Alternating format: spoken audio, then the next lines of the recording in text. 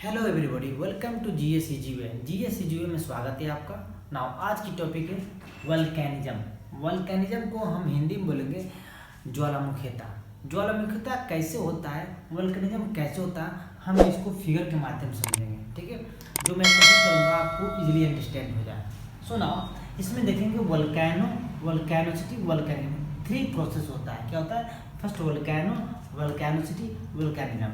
हम इस फिगर के माध्यम से हम इसको समझेंगे क्या होता है। ठीक ना, आप फिगर में देख रहे होंगे asthenosphere, यहाँ पे देख रहे हैं asthenosphere, और उसके बाद एक क्रस्ट है। ठीक है, ये asthenosphere मैग्मा चैम्बर बन रहा है, मैग्मा हर्त बन रहा है। अगर आपको क्लियर नहीं दिखाई दे रहा होगा तो मैं जो भी बोल रहा हूँ आप उसको ध्यान से सुनिएगा। ठीक, तो asthenosphere है और उसका मैग्मा चैम्बर, उसके मैग्मा हर्त बना है, उसके क्रस्ट है, उसके बाद देख रहे हैं क्रस्ट है, उसके बाद अर्थ सरफेस। क्या? Earth surface. उसके बाद आप देख रहे हैं पाइप निकला हुआ है, रेड कलर का गया है, उसके बाद सीधे ऐसे निकला है, और ट्रैप 1, ट्रैप 2, ट्रैप 3, ट्रैप 4 ये लावा है।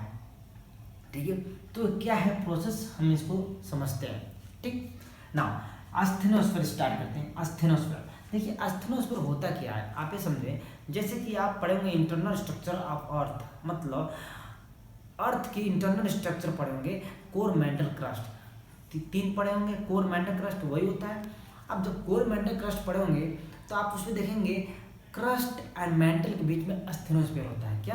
क्रस्ट एंड मेंटल के बीच में asthenosphere, जिस पे क्रस्ट मूव करता है। asthenosphere पे ही क्रस्ट मूव करता है, आगे पीछे मूवमेंट करता है। आप ये समझो, मूव करता है। तो जब मूव करता है तो वहाँ पे हीट रिलीज होता है। क्या? हीट रिलीज होता है। वहाँ ऑलरेडी asthenosphere एक मैग्मा होता है, वहाँ बहुत ऑलरेडी हीट रहता है, बहुत ज़्यादा टेम्परेचर रहता है उस लेयर में। तो asthenosphere में ऑलरेडी बहुत ज़्यादा टेम्परेचर रहता है। जब उस पर क्रस्ट मूव करेगा तो और ज़्यादा हीट रिलीज होगा।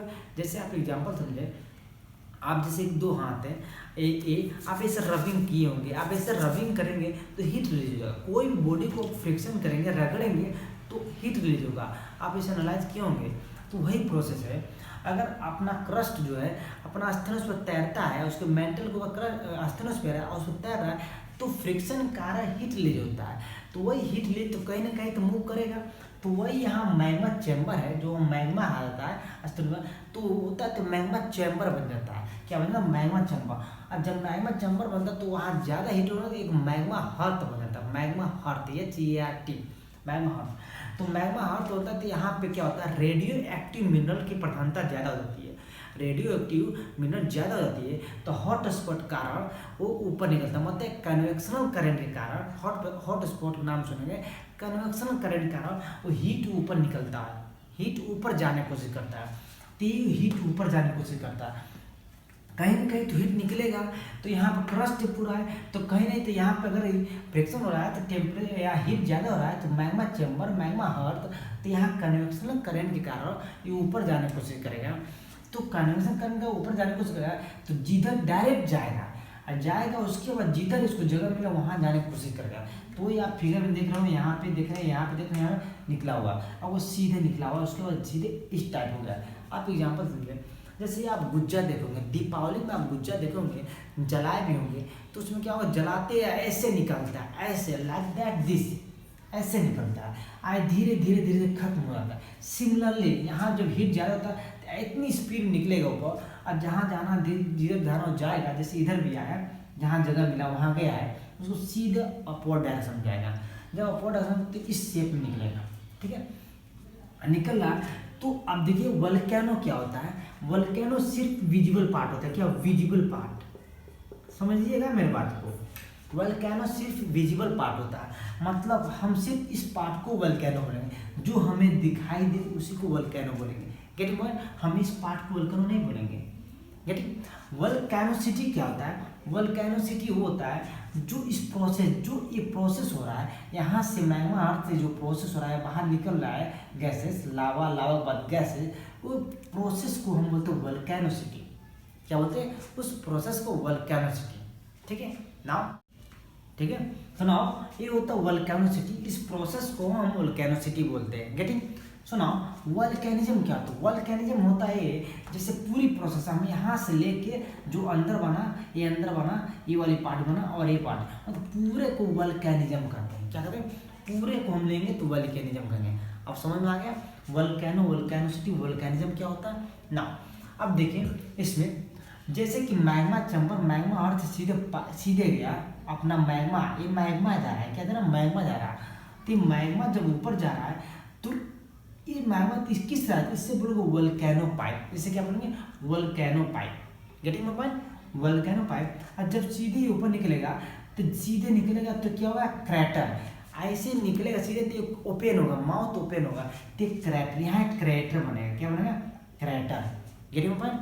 अब क्रैटर बनेगा तो सीधे अपना गैस निकलेगा। तो कोई भी चीज अगर मैग्मा निकलेगा तो पहले लावा निकलेगा, क्या निकलेगा, लावा। तो ट्रैप 1, ट्रैप 2, ट्रैप 3, ट्रैप 4, मतलब जितनी मैग्मा निकलेगा अर्थ के अंदर है तो मैग्मा बोलेंगे। और जैसे अर्थ क्रस्ट के ऊपर आया, एटमॉस्फेयर गैसेस में टच में आया, एटमॉस्फेयर गैसेस के टच में आया, ऊपर आया अर्थ क्रस्ट पे, तो उसे लावा बोलेंगे। तो लावा फॉर्म में ऐसे ट्रैप हो रहा है, ऐसे कोई भी चीज निकलेगा ऐसे निकलेगा, तो ये क्रैटर है, क्या हुआ, क्रैटर। और उसके बाद ये लावा फॉर्म निकलने लगेगा, करेक्ट। और लावा फॉर्म निकले तो उसके बाद क्या, गैस के फॉर्म निकलेगा।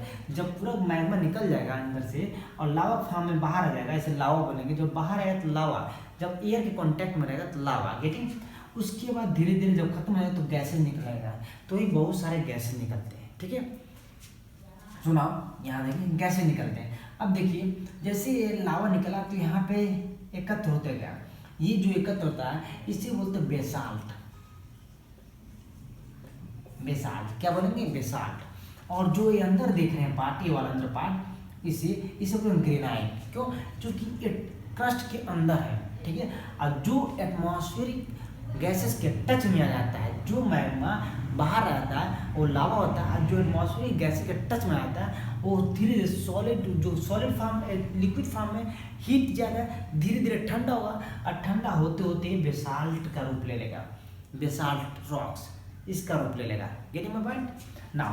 और उसके बाद जब धीरे धीरे हो जाएगा उसके बाद गैसेस निकलेगा। तो गैसेस क्या निकलेगा, पहले ज़्यादा गैस निकलेगा, उसके बाद कम, उसके बाद कम, उसके बाद कम, ऐसे गैसेस निकलने धीरे धीरे कम हो जाएगा, कम हो जाएगा। तो वही पहले वोल्केनिक गैसेस जो निकलता है, गैसेस का नाम क्या होता है, पहले O2 होता है, SO2 होता है, CO मतलब oxygen, sulphur dioxide and carbon monoxide, ये गैसेस निकलता है। उसके बाद डस्ट निकलता है। डस्ट जो रहता है वोल्केनिक डस्ट, वो 0.05 mm, इसकी क्या रेंज होता है, 0.05 mm, ठीक। उसके बाद वोल्केनिक गैस निकलता है, उसका वैल्यू रहता है 0.05 to 0.5 mm, यहाँ आप देख सकते हैं, ठीक, ओके। उसके बाद निकलता है कोर गैस, मतलब वोल्केनिक कोर गैस, क्या होगा, 0.5 to 4 mm, इसकी पार्टिकल की डायमीटर है, क्या है, डायमीटर है, ये पार्टिकल निकलता है। ये जो गैसेस है डस्ट, एस, कोर एस, उसको लैपली जो निकलता है वो सबसे ज़्यादा रहता है 4 to 32 mm, getting my point. ये है अपनी गैसेस की अपनी साइज, पहले कौन सी निकले गैस, उसके बाद डस्ट निकले, उसको एस, उसको कोर, उसको लैपली, उसके बाद निकलते जाएगा। ये अपनी साइज गिवन है, ओके। नाउ यहाँ समझ गया हम। सिमिलरली यहाँ भी आया, आपको निकला यहाँ पे कांटेक्ट में बेसाल्ट का रूप ले लेगा, और जो अंदर है वो ग्रेनाइट का रूप लेगा, लेकिन क्रैटर क्या होता है, क्रैटर में आपको बता दिया, यहाँ क्रैटर जैसे ओपन होता है, जिस रास्ते मुंह से निकलेगा, जो मुंह ओपन होगा, माउथ ओपन होगा, वो क्रैटर हुआ, ठीक। नाउ इसको हम एग्जाम्पल के तहत समझते हैं। ये तो मैं फिगर के तहत समझाने की कोशिश किया, इसको एग्जाम्पल के तहत हम समझते हैं, इजीली आपको अंडरस्टैंड हो जाएगा। जैसे कि आप मानो इंसान है, जैसे मैं हूँ, जैसे कोई भी पर्सन हो, कोई पर्सन हो, ठीक, ये पर्सन है, आप इसको हम ज़्यादा खाना खिला दें, मतलब खूब ज़्यादा खाना खिला दें, किसी पर्सन को, हम एक पर्सन को खूब ज़्यादा खाना खिला दें, हद से भी ज़्यादा खाना खिला दें, कहें तुम्हें खाना हो, अब वो कह रहा है मेरा लिमिट हो गया, मेरा लिमिट कंप्लीट हो गया, उसके बावजूद भी कह रहे तुम खाओ और खिलाते जा रहे हैं। तो बताइए, अगर और खिलाते जाना है तो ऐसा लिमिट आता है बंदा को कि वो कहता भाई मैं नहीं खा पाऊँगा, मैं नहीं खा पाऊँगा, सहन नहीं हुआ, उसके बावजूद भी खिलाएगा उसको खाना या कुछ भी खिलाया गया ताकि उसका पूरा ओवरडोज हो गया। तो ये बताइए, जब खाना खाएं, जैसे आप भी एनालाइज कीजिए, अगर आप खाए होंगे खाना, हद से भी ज़्यादा खा लिए होंगे, हद से कुछ खा लिए होंगे, एनीथिंग, तो आपको क्या होता है, एक मतलब अजीब फील होता है, अंदर हीट जैसे होता है कि यार बहुत गर्मी फील हो रहा है, मतलब अजीब सा होता है, मतलब इतना अजीब सा होता है कि मतलब अंदर से लगता है कि बाहर निकल आएगा, ऐसा लगता है बाहर निकल आया। तो जब खूब ज़्यादा खा लेंगे तो दो ही रास्ता है बाहर निकलने का, आप समझ रहे होंगे। फर्स्ट माउथ के रास्ते और सेकेंड जो आप इजीली समझ रहे होंगे, सेकेंड दूसरा रास्ता है, गेटिंग। तो फर्स्ट जो माउथ का रास्ते है और सेकेंड दूसरा आप जो समझ रहे होंगे, ठीक है। तो जो माउथ का रास्ता है वो प्राइमरी होता है, मतलब ज़्यादा इसी के रास्ते आने की कोशिश करेगा, और सेकेंडरी जो है वो बात की बात है, ठीक है। तो आप जब हाथ से ज़्यादा खा लिए, सिर्फ इसी का रिलेट कीजिएगा, अभी मैं आपको अंडरस्टैंड करा दूंगा, ठीक है। तो आपको हाथ से ज़्यादा खाना खा लिए, आप कह रहे हैं भाई पच नहीं रहा है, अब क्या करूँ, तब उसको निकालने की कोशिश करेंगे। कैसे निकालें? वो निकालने की कोशिश नहीं करेंगे, ऑटोमेटिक निकलने की कोशिश करेगा। वो दो ही रास्ता है, जो एक रास्ता माउथ का, एक रास्ता पीछे का है, ठीक है। Getting my point? So now जो है अपना माउथ का रास्ता ये प्राइमरी है, ठीक है। यहाँ इस रास्ते ज़्यादा आता, तो जब लिमिट क्रॉस हो गया तो आपको नहीं रह गया, तो आप ऑटोमेटिक वोमिटिंग कर दिए, वोमिटिंग कर दिए। तो जो यहाँ पे अपना पूरा, जैसे कि आप पूरा ओवरडोज हो गए, तो यहाँ निकलने की कोशिश किया, अपन रास्ता ढूंढा, जब मैं जहाँ रास्ता मिला उस रास्ते से निकलने को, तो ये रास्ता इधर से माउथ के थ्रू निकला। जैसे माउथ थ्रू निकला तो ये क्या हुआ, ये वोल्केनो पाइप, ये क्या वोल्केनो, सिमिलरली क्या हुआ, वोल्केनो पाइप यहाँ से सीधे आएगा पाइप पे, यहाँ से सीधे आएगा, उसको माउथ का सीधे ओपन हो जाएगा, जब ओपन हो जाएगा सीधे निकल जाएगा, तो माउथ के ओपन हो जाएगा। तो माउथ ओपन हो तो क्या ओपन हो रहा है, ये क्रैटर है, ये क्रैटर है, ऐसे माउथ ओपन है, माउथ ऐसे ओपन हो रहा है, ओपन हो रहा है, ऐसे माउथ ओपन हो रहा है, तो क्या है, क्रैटर है, क्रैटर, इसी को बोलते हैं क्रैटर। ये गेटिंग पॉइंट? और जब माउथ ओपन क्रैटर, तो पूरे जो अंदर खाए हुए जो भी मटेरियल वो सारा बाहर आ जाएगा।